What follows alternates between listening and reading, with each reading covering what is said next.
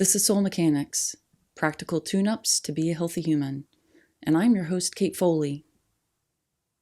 When I was 15 years old, I was sexually assaulted, and like 60% of these cases, it was someone I knew. A question I'm often asked is, did you trust him?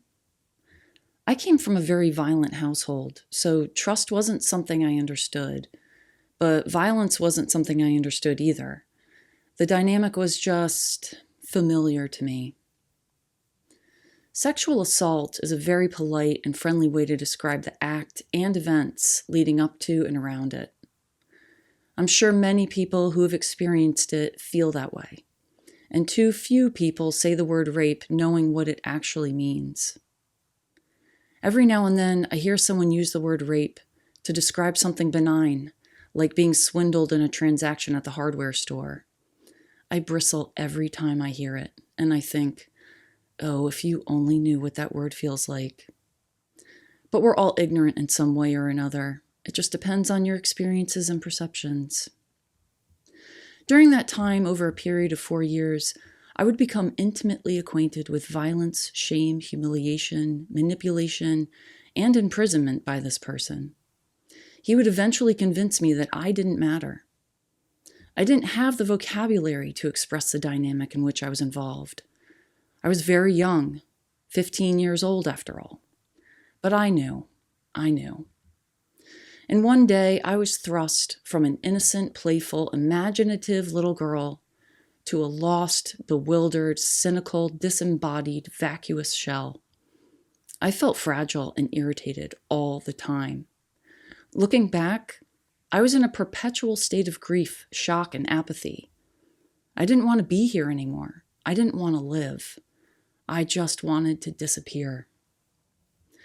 After 4 years of struggling to extricate myself from that situation, I gained freedom by leaving for college. But I wasn't liberated. And one would think that college would bring a sense of freedom and joy, but it didn't. I felt rage. I didn't know who I was and how to behave. I drank a lot.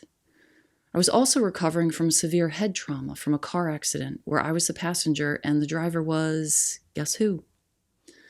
But back then, if there were resources available for victims of rape and severe head traumas, I wasn't receiving them for 3 reasons. A lack of public awareness. B, familial dysfunction and denial. And C, I hadn't even acknowledged that I had been raped. But I knew I was angry. I just didn't know why.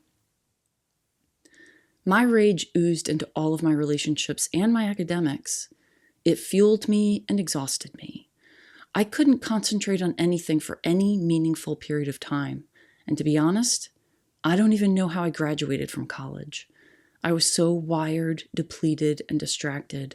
I wanted someone, anyone, to tell me who I was. After graduating from college, I moved home. I moved back into my old bedroom, the scene of the initial crime. My father had just left my mother for another woman. My mother was alone, crying every day and struggling to make ends meet. My father, during his once-in-a-couple-month phone calls, told me my horticulture degree was worthless, and if I didn't want to be a loser, his words, by the way, insisted I contact a guy he met at a dinner party introduced to him by his new girlfriend. I was looking for guidance, so I did. I took a job as a temp for a law firm in Washington, D.C. My father told me this was a huge opportunity and that his new buddy was going to do me a favor.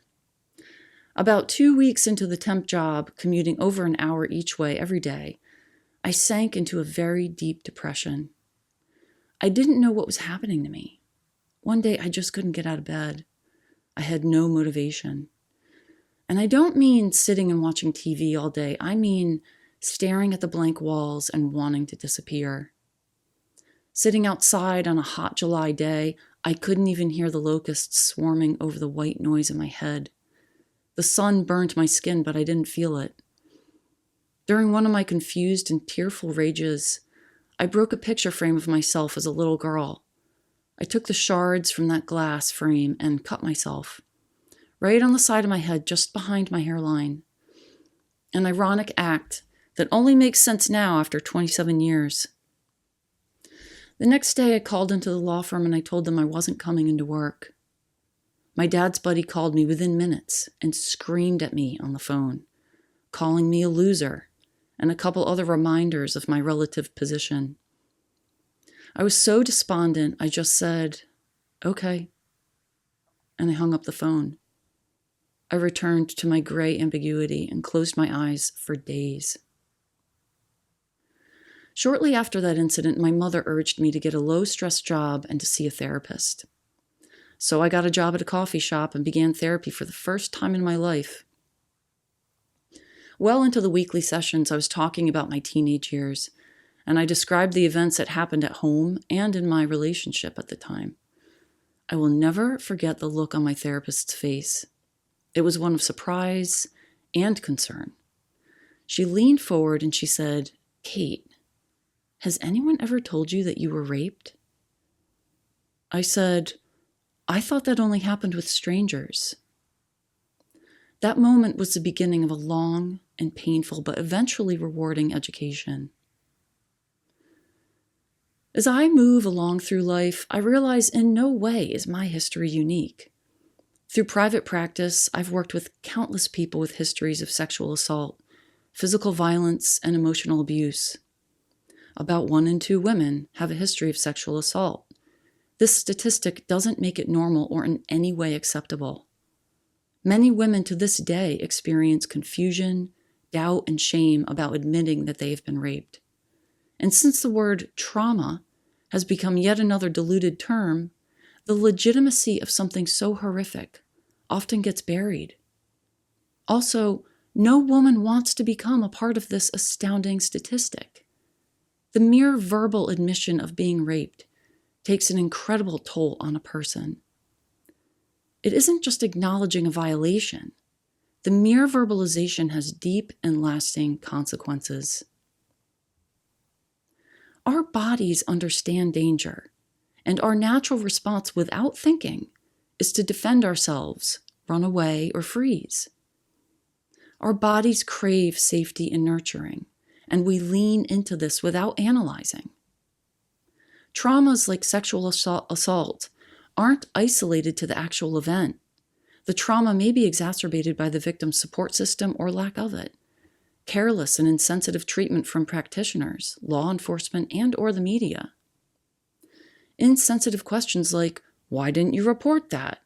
stifle and baffle a woman who so often is simply just looking for support. People's desire for justice has very little to do with healing. Don't confuse the two. There is shame, blame, confusion, questions about memory distortion, and a general lack of discretion around a word that has caused many people to become desensitized to it until it happens to them. But over time, this history, my history, has become a launching pad for self-awareness and understanding other people's wounds. I am stronger and wiser because of these experiences. I'm not saying everyone needs this type of history to become strong and wise, but for me, I had to find a way to live innocently again. I had to find a way to see the beauty in people and the world. Darkness, cruelty, and maliciousness led me to awaken aspects of myself I never knew existed. It also made me acutely appreciative of small, kind gestures, open hearts, and people who simply live joyously. I became grateful for the sun, the warm grass on my feet, and listening to the ocean waves. My history has made me sensitive to subtle energies, to what feels right, to my intuition. I am also hyper aware of when my voice and self-determination are being diminished. And at the end of the day, this too is just a story. This isn't who I am, but rather what has happened. I can choose to live in the past and lick my wounds, reopening them over and over again, or I can take this and utilize it to help others, to be more compassionate, to be curious, and to love, knowing that there is darkness out there, but choosing to invest in the light. I still grieve. I still wake up some nights with flashbacks, but I also see the larger arc. I see healing as a process and a continuous upward spiral. My sadness is deep, but my laughter is wholehearted. This is life. Every day, every thought is a choice. This is Kate Foley. Thank you for listening.